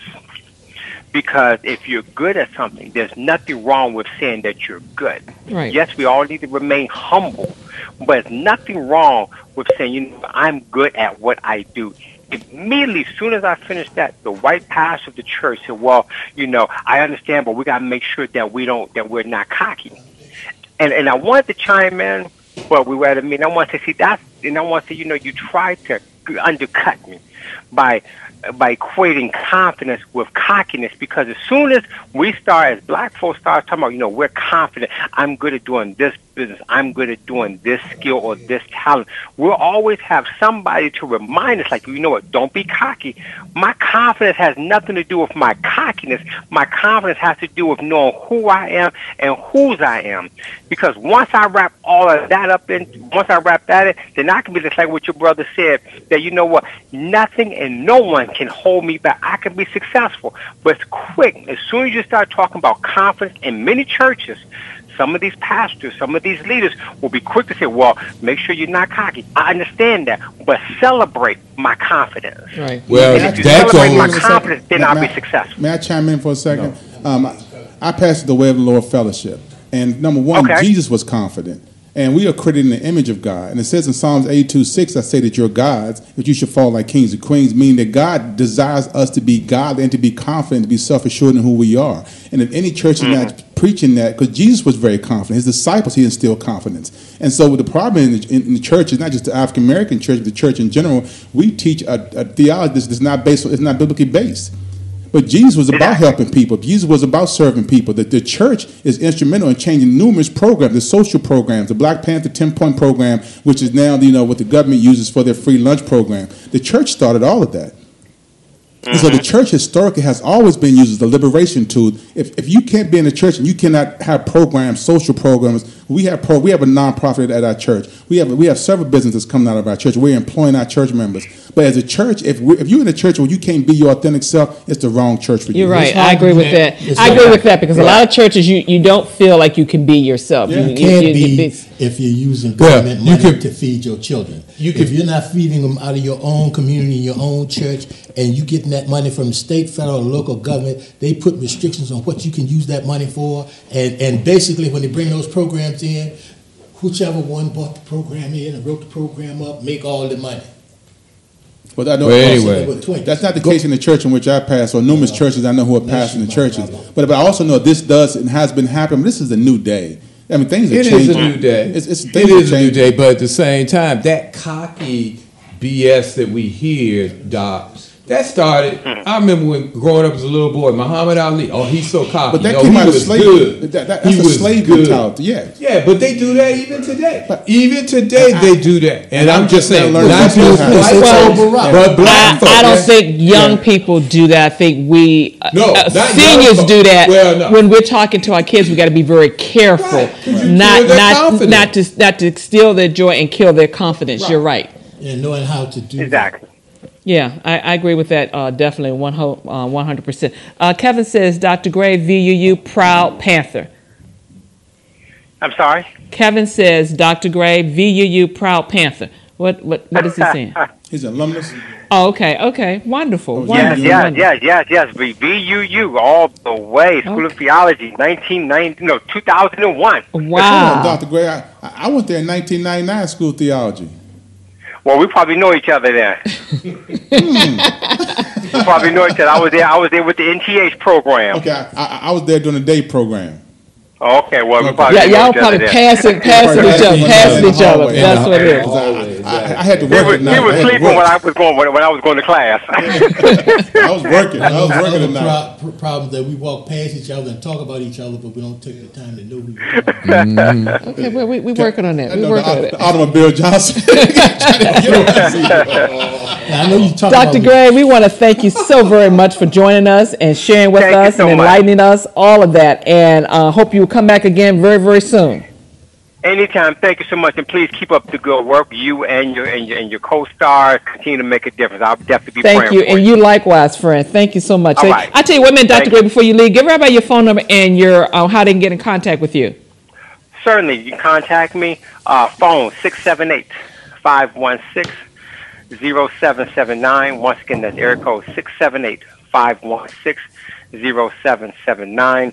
My email address is Dr. Gray, that's DRGREY at SinclairGray.org. Once again, that's Dr. Gray at SinclairGray.org. Call me anytime before 9 o'clock p.m. Eastern Standard Time. After 9 p.m., I shut my phone off. But feel free to email me anytime. We will.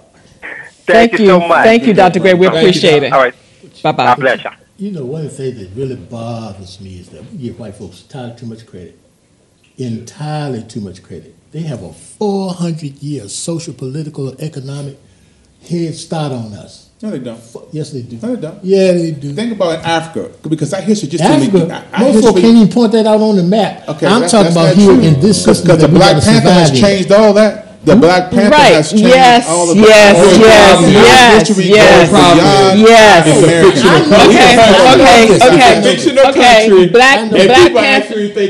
Black Panther movie. How many of y'all went to see it? Have y'all seen it? Do you know who owns that land that they filmed it on? Don Cheadle owns the land in which that movie was filmed over in Africa. Well, that's no knowledge to me. You seen the movie? Yes, ma'am, twice. I seen it once. I'm gonna see it a second time. I'm gonna see it 3 more times. Brian, have you seen? Have you or Bill seen the movie yet? You seen it? So Bill, you got to see it. We went together as a family. I wait till it come on cable. I ain't seen no movie. I'm gonna give you 2 tickets so you can go and take your boo. Okay, I'm gonna give you 2 tickets so you can take your boo. My point is, are we still on? Yes, we're still on. Don't say anything. You know what was coming. Okay. I thought it was on a break. No. Oh my God. We on live. We are still live. But this is something that we need to understand, that this is not new. Black Panther's not new. We just have not been promoting ourselves. Young people all don't know that. Right, Yeah. exactly.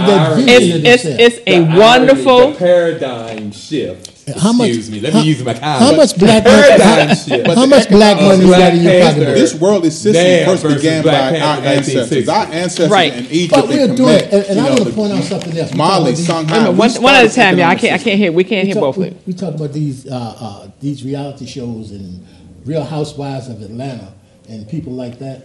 You think of designing those clothes and put those sets together and putting that stuff out there. They're black designers. That's why we need movies like the Black Panther, and for as much money, the story it told, and as much money as it has made, hopefully it will be a shift. And as to the movies that we are making from this point now, we just not exposed to it. Those white what? A whole lot. Look, Tim and Daphne Reed had a whole studio in Petersburg. But their shows were terrible. I mean harm. They didn't produce a good product. See, that don't mean we can't go in there and support it. If we're not going to produce a good product, we cannot expect to. I will say they were pioneers. Yes, and right, pioneers. One thing was when they were on there acting, that was good, and I know them personally, and they had a lot of obstacles to overcome. They were given projects. They gave our people a chance to produce projects, right, and got let down all the time. Yeah, and they took bullets. I'm telling. Think about it now.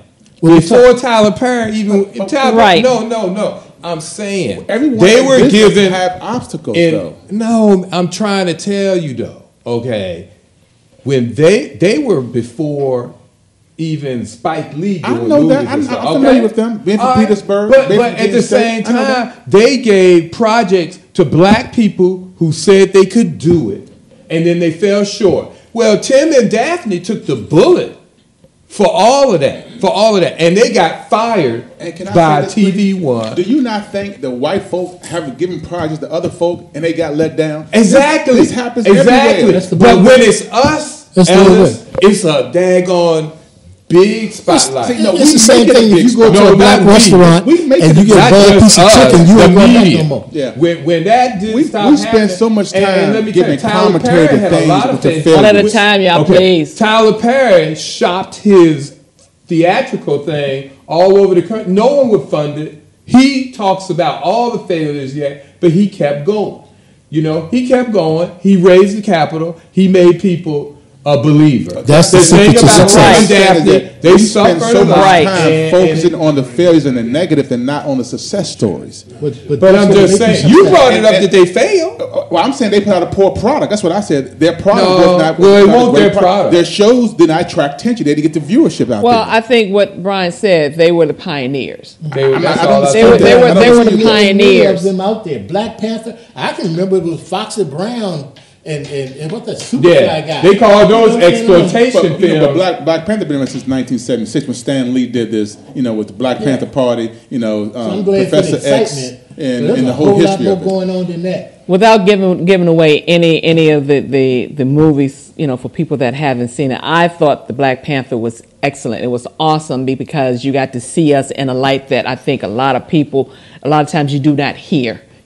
Especially thinking about Africa, it made you feel good, and even good movie. Even though it was a full black cast, you're looking at them, you didn't think about. Okay, you know how sometimes when you see certain movies and you're like, oh, it's all black people. Well, did you look in the audience that came to see it? It was like it was at mixed. least 40% white. Yeah, it was mixed. The audience we had was mixed too as well. And the fact the movie has done very, very well. 4 million in 4 days. Yeah, you've had churches to go as a group. You've had churches have been going as a group, and you've had people going. I commend the support that the movie has gotten. They did an excellent job marketing it, no question about it at Marvel all. put money behind it. Yeah, it was very well I think done. They were scared not to put money behind it. Is Marvel black? Come on, man. Stan Lee.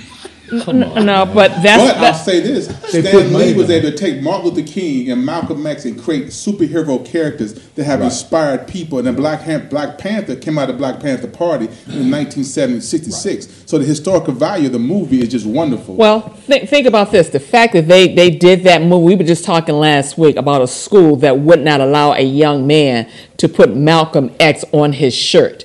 And that's taking a risk when you got a culture that anything that has Black Panther, Malcolm, anything associated with us wouldn't do. So I give Marvel a whole lot of credit for, marketing that very well. They have a comic book, and I'm not familiar that much with the comic book, but putting it on the screen like that, and like I said, was well done. Amen. Everyone has. Everyone has. We make money. But it showed us in a very positive light, and you have to go see it. You have to go see it. I think inspiration. I agree with you. I think it's an excellent movie. It was well produced, well acted. Yes, it was just phenomenal. Across the yes, it was so funny. Y'all are shocked. It was well produced. No. Okay, let's take a break. Well, is what we just said. It was just what Dr. Gray just said. Truly love. Check it out. Seems like yesterday we used to rock the show. I laced the track, you locked the flow. So far from hanging on the block for dough. Notorious, they got to know that life ain't always what it seemed to be. Words can't express what you mean to me. Even though you're gone, we still a team. Through your family, I'll fulfill your dreams. In the future, can't wait to see if you open up the gates for me. Reminisce sometime, the night they took my friend. Try to black it out, but it plays again. When it's real, feeling's hard to conceal. Can't imagine all the pain I feel. Give anything to hear half your breath. I know you're still living your life after death. Every move I make, every single day, every time I pray, I'll be missing you. Thinking of the day when you went away. What a life to take, what a bond to break. I'll be missing you. It's kinda hard with you not around. Know you in heaven smiling down, watching us while we pray for you. Every day we pray for you, till the day we meet again. In my heart is where I keep you, friend. Memories give me the strength I need to proceed, strength I need to believe. My thoughts big, I just can't define. Wish I could turn back the hands of time. Us in the six, shop for new clothes and kicks. You and me taking flicks, making hits, stages they receive you on. Still can't believe you're gone. Give anything to hear half your breath. I know you still living your life after death. Did you know on July 30th, 2002, Lisa Leslie became the first player to dunk in a WNBA game? My name is Aaliyah Cook, and I am living life with a purpose with Tanya Free and Friends. Tanya Free and Friends celebrate Black History 365 days a year. Live life with a purpose with Tanya Free and Friends. The Tanya Free and Friends Talk Show is sponsored in part by Marion Marketing Global. You know those guys over at Marion Marketing Global? They can do everything from billboards to bus signs. Marion Marketing Global, changing the world and expanding your brand every day, each day. Marion Marketing Global, 804-938-5218. Check us out on the web at marionmarketingglobal.com. The Tanya Free and Friends Talk Show is sponsored in part by Furniture at the Venus. Hi, I'm Chocolate Chip, and your home is the place that says the most about who you are. Furniture at the Venus has a huge selection of styles that make a statement. Visit our showroom at 1420 Hull Street, Suite A, and check out our full line of dining room sets, living rooms, and bedroom sets, and more.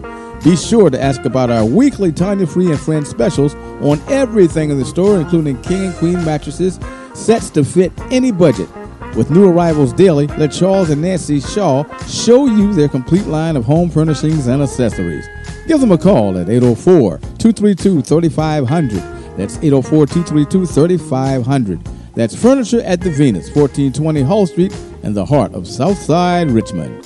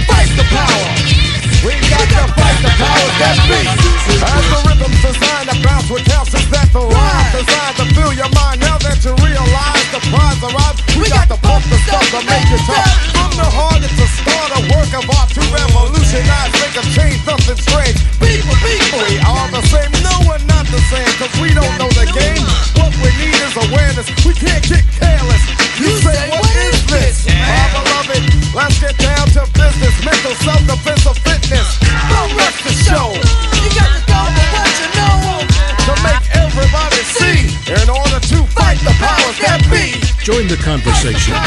Phone lines are open right now at area code 804-321-1010 in Central Virginia and 844-321-1010 coast to coast. I want to give a shout out to my friend Mouse Jones, who gave a wonderful show in Hampton this past weekend. It was Kim and Eric Benet, and I tell you, Gerald Albright. If you ever get a chance to see Gerald Albright, oh my goodness, awesome. It was just totally awesome. So well done, Mouse. Okay, so we enjoyed it. So hopefully you will bring Gerald Albright back again, because we thoroughly enjoyed it. So before we went to the break, I want to clear up something that you were trying to allude to, that we were saying, and we're not saying this. We're not saying that reinforcing or going back to what Dr. Gray said, they spoke well, and that's not what we were saying. It was a great movie. That is not what we were saying. We were saying that usually movies made about us usually come out stereotypical. The movie was not stereotypical. It wasn't Shaft. Right, it wasn't. By absolutely no, I will shoot you. By absolutely no means. I think that it showed how we are intelligent people. We are. I mean, it reflected that totally and completely, and how we are intellectual and classy, respect. It's just so much about the movie that it's just wonderful. It is just, you got to see it. You have got to go see it. Bill. You got to go see it. As soon as they come on HBO. I'm gonna give you 2 tickets. I tell you one thing. I like to have some of the wardrobe and everything they had. You know that's being. Oh yeah, it was one thing that they showed. I'm like, I want a pair of those. Obviously, who's doing that? I mean, who's doing that? Well, see what the clothes, the sets. The clothes have already been. The clothes have been out for a long time. But what I'm saying is, are we designing the yes. clothes? Are we? Is yes. that us? Is but that you know that there's another sector of that other people that are making them too. They're coming out probably in the fall, you know, with all that wear, and they can mass produce it. Right. Okay. You know? So I mean, it is what it is. So we're just props, and they're going to make the money off. No, the stop. I guess, Bill. I guess the problem I have with what you're saying is like, okay, we're being used. No. We're not being used. I don't think that in this movie. No, we're it's not. It's part of the Our wardrobe. story is being told. I think in a more positive and how we can accomplish, how we do accomplish, how we are successful, how we are beautiful. And it's going it's going to actually spin off more types of revenue and things for African American. Anyone with a sewing machine. I mean, I had a woman last week before the Black Panther. She came to an event we had, and she was selling all this African garb, talking about a lot of people are going to be wearing, you know, African type dress to the movie.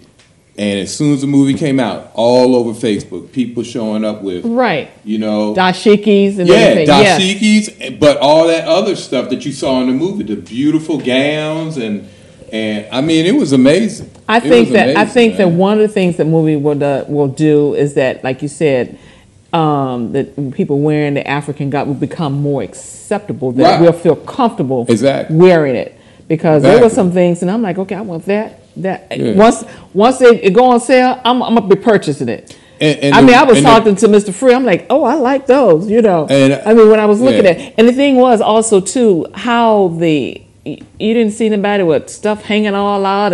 It was just, it was classy. The other part of that is, I guarantee you, most mass budgeted films don't get nominated, but they'll probably get nominated for set design for Oscar and for wardrobe, and that'll just continue because you watch when the Oscars and everything, when all that comes out, they'll probably you'll see those type of costumes on the red carpet. I thought the Get Out was nominated for the best movie or best film or something for last year. It was nominated. Get Out. Get Out, yeah. Yeah. And it is. Yeah. And it is. But I'm just talking about Black Panther from the way everything. Oh, yeah, it's going to get nominated, no question. Oh, yeah. And you're going to see those styles continue, oh, yeah. at least for a year or so. Well, I think it's going to go beyond that, because looking at that movie, everything just looked, I guess, you know how you look at something and it looks like it's a stereotypical and think that, it's just going through a phase. No, I think that it actually gives us, stop it, Bill. I didn't even do nothing.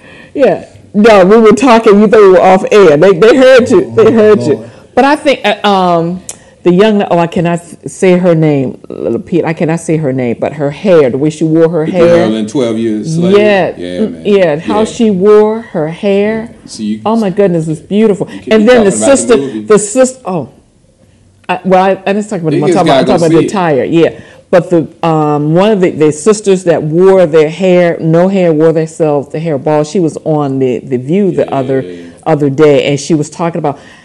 Evidently, she must have had a lot of hair. She wore a fro, and she said she was just surprised. Well, not surprised, but it took her a minute when they told her that she had to cut all her hair off, and she thought she was going to have time to adjust to it. No, it was the next day that they shaved her entire head.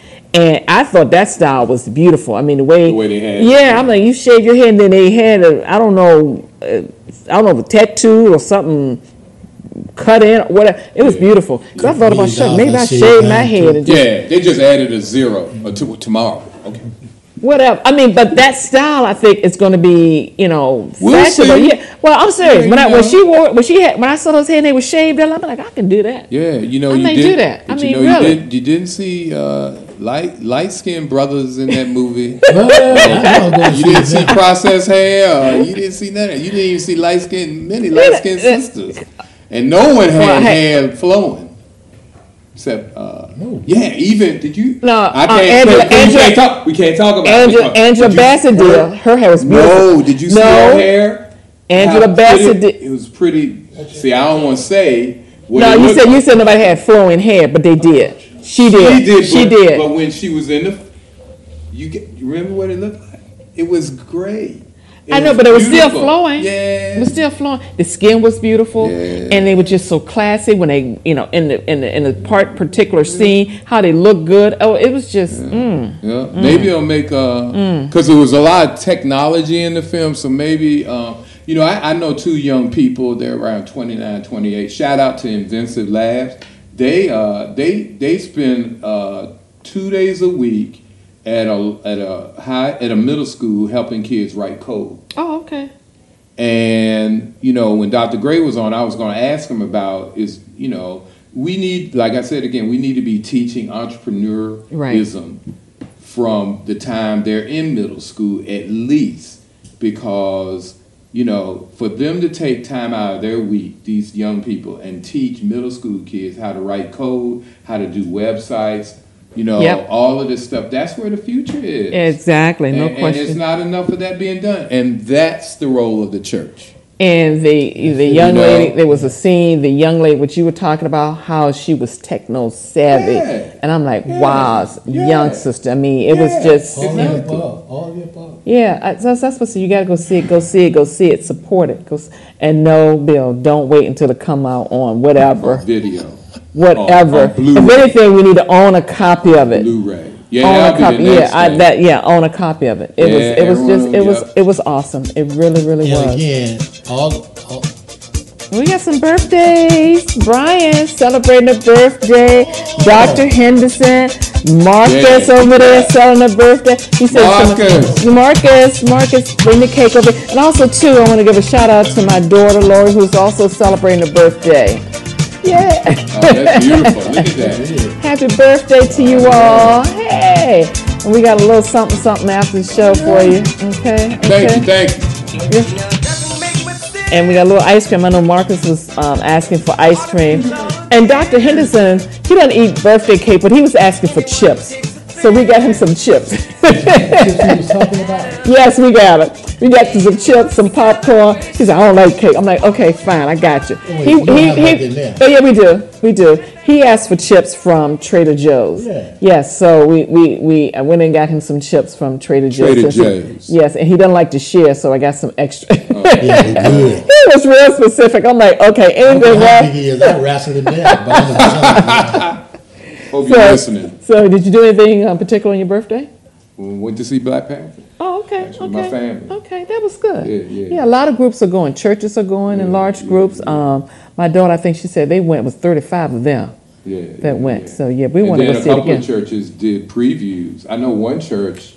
I can't say the name probably. Right. But church. Don't say the name. But one church actually took 200 of members who showed acts of random kindness. Wow, that was nice. On the 15th at the Bow Tie. Okay, that is wonderful. Day before the actual premiere, that was really. And also too, I think there was something set up I saw where they were taking children for free that were underprivileged children to go see the movie. So I just commend the support that the movie has been getting as well. Bill is sponsoring the students of Metropolitan Day School for going. Wonderful, Bill. Yay, Bill. Why you didn't say that, Bill? Work with that, Tanya. Why you didn't say you need to be a chaperone. Bill, that is so nice. You're sponsoring the kids at Metropolitan Day School. I care. I really do. Why you didn't mention that? Well, you're very humble. You're humble. That is wonderful. And you're going to go with them? And you say you're going to go with them? Of course not. You're going to let me be. Tell me you'll go with them, Bill, and see the movie as well. You want to go with his boo. Oh, that's okay. You want to go with your boo? That's what it is? Okay, I understand. That's where she got that pink lady. So Well, he said, no more after that, huh? Well, thank you all. As always, I thank God, my Lord and Savior Jesus Christ, for allowing us the opportunity to speak and hopefully heard. Thanks to our listening friends. Blessings to each and every one of you. And also, many thanks to our special guest, Dr. Sinclair Gray III, for joining us today. We do appreciate it. And also, of course, to Brian and Bill, Dr. Henderson, Niles, Noah, Marcus, and Mr. Free. I'm Tanya Free. Until next time, be free. And remember to live life with a purpose. Stand for love, stand for power, stand for something, don't fall for nothing. Stand for me, stand for you, stand for something, don't fall for nothing, don't fall for nothing, don't fall for nothing.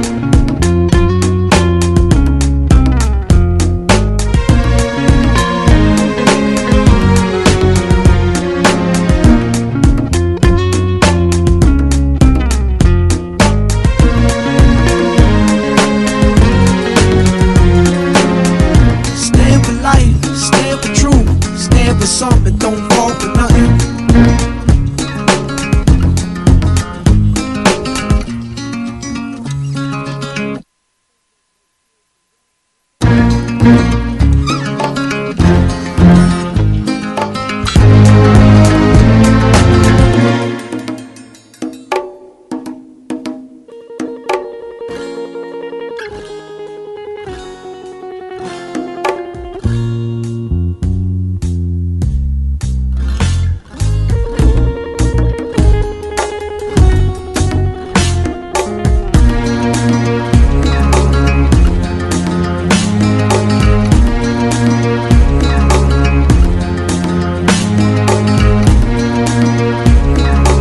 Free and Friends Talk Show is a presentation of Freedom Marketing Incorporated.